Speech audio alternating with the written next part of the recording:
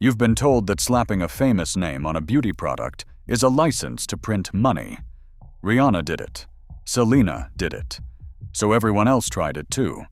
But what if we told you that in the last 12 months alone, 6 of those famous names watched their brands get written down, liquidated, or dragged into bankruptcy court? Kim Kardashian's skincare line lost its corporate owner $71 million. Kate Moss owed nearly £3 million, most of it to her own agency. Jessica Alba's clean beauty brand got sued for not being clean. We are going to break down all 6, count them down, smallest to biggest, and show you the pattern Wall Street already figured out. Here is how this works. 6 brands, counting down from number 6 to number 1. The fall gets bigger with every step. For each one, we will show you the real number from the real filing, the moment it broke, and who actually lost the money. And by the time we hit number 1, you will see the single thread that runs through all 6. Let us get into it. Number 6. Drew Barrymore and Flower Beauty. Back in 2013, Flower Beauty rolled into 1,500 Walmart stores, and it grew to around 4,000. At its peak in 2018, the brand was doing roughly $50 million in annual retail sales. Drew Barrymore's face was everywhere in the drugstore makeup aisle. Then in September 2025, after 13 years, the brand quietly died. No big announcement. The Instagram account had gone dark since December 2024. Products got dumped onto clearance racks at Ulta and pulled from CVS shelves. Here's the detail almost nobody reported. Flower Beauty was the very first brand that the incubator Misa, which is majority owned by Bain Capital, ever built. Misa was generating around $230 million in annual sales and employing roughly 300 people, but it had clearly decided the celebrity makeup game was finished, and the sales decline was brutal in the data. According to retail tracking, Flower's share of Ulta's online sales had dropped across the board, with face oils collapsing 81% year over year, color-correcting products down 52%, and lip stains down 34%. So Misa didn't just close Flower.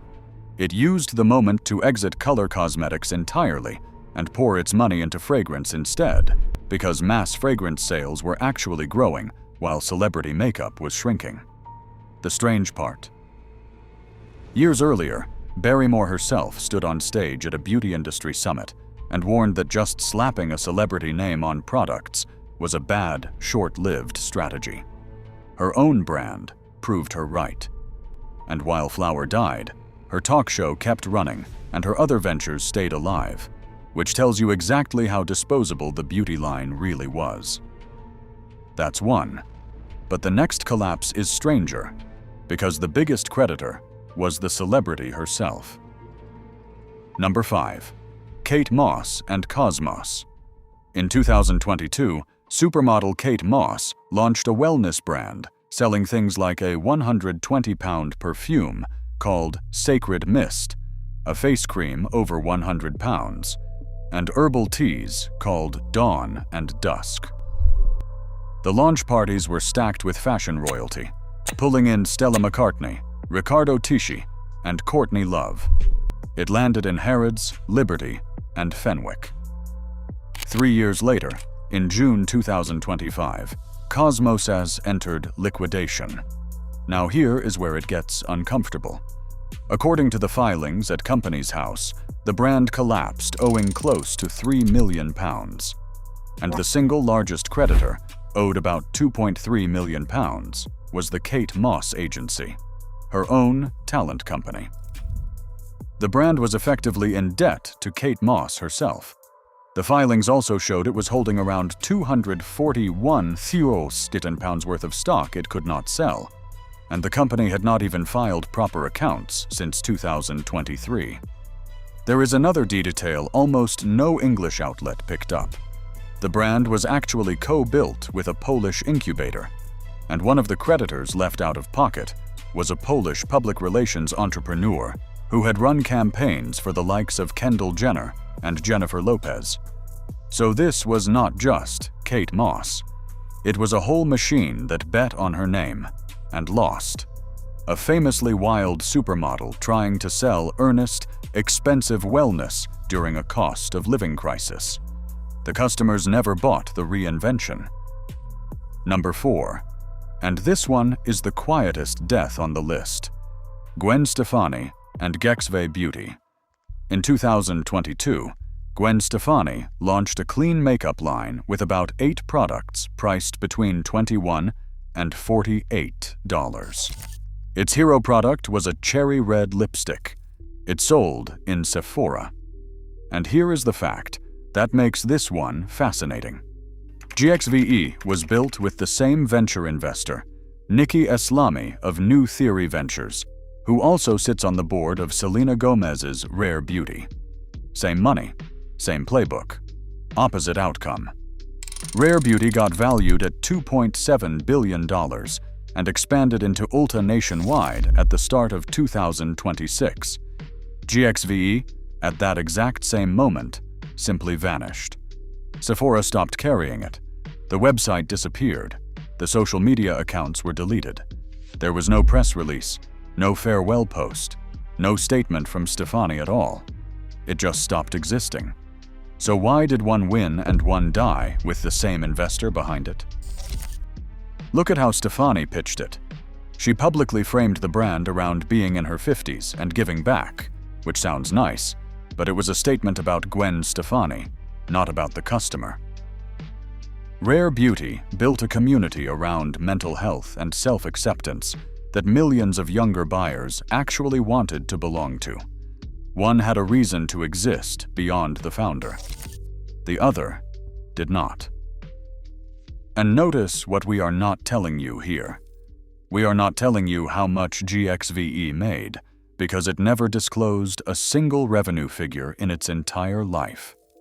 The silence is the story. Number 3.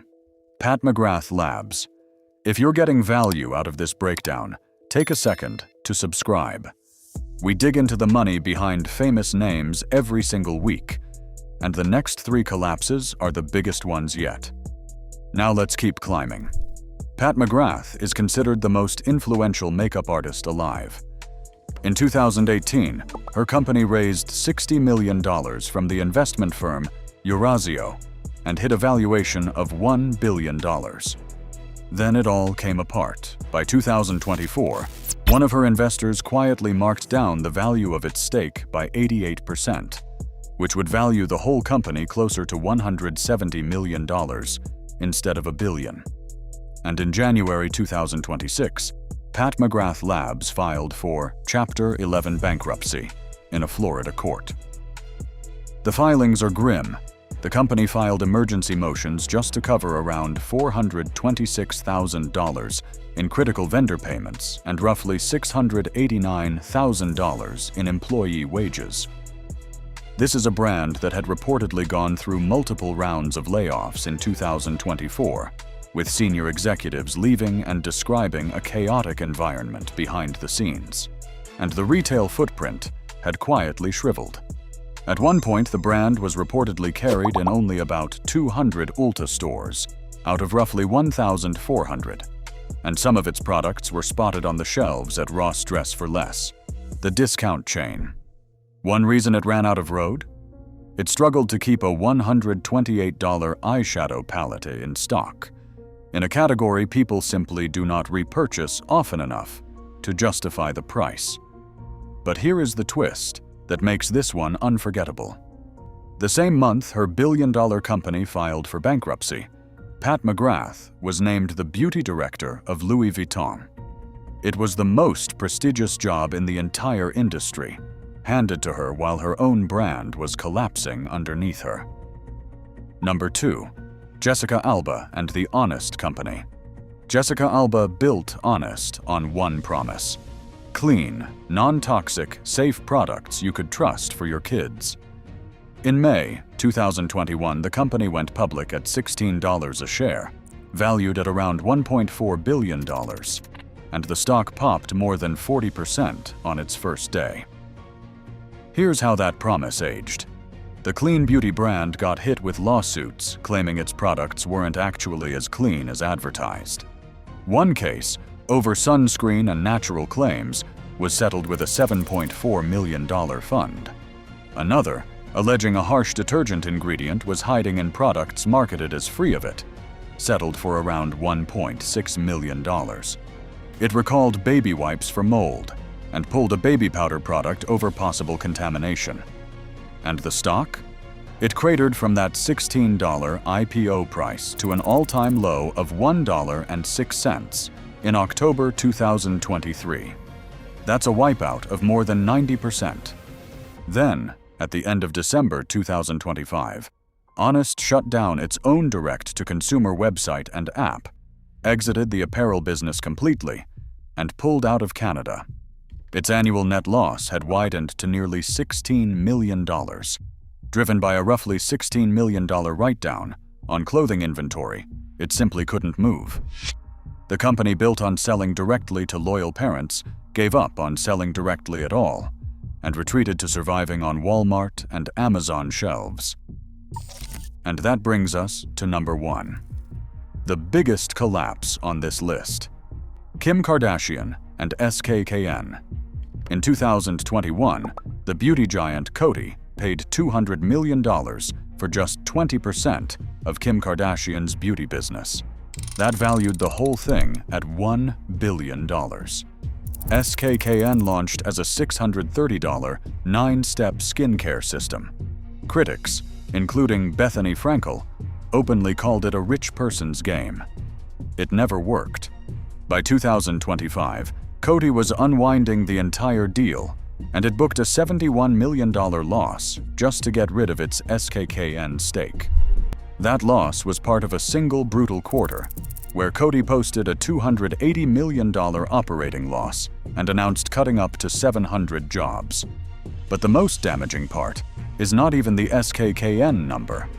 It is that Coty is a public company, so its filings are open to everyone.